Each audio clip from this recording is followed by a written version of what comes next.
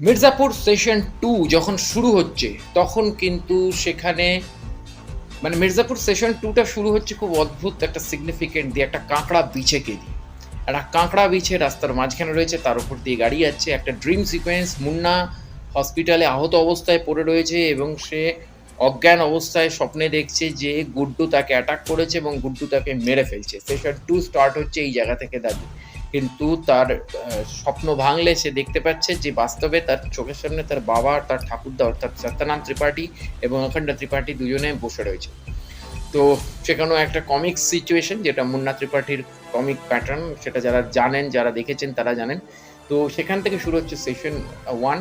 আর অন্যদিকে দেখানো হচ্ছে যে ওই বিয়েবাড়ি থেকে, গোরখপুরের ওই বিয়েবাড়ি থেকে বেরিয়ে এসে কোনোভাবে একজন গ্রামের ডাক্তার, যেটা আমাদের বাংলার অভিনেতা দিব্যেন্দুদা অভিনয় করছে, সেই গ্রামের ডাক্তারের বাড়িতে সেই ডাক্তারকে কোনো রকমভাবে ভয়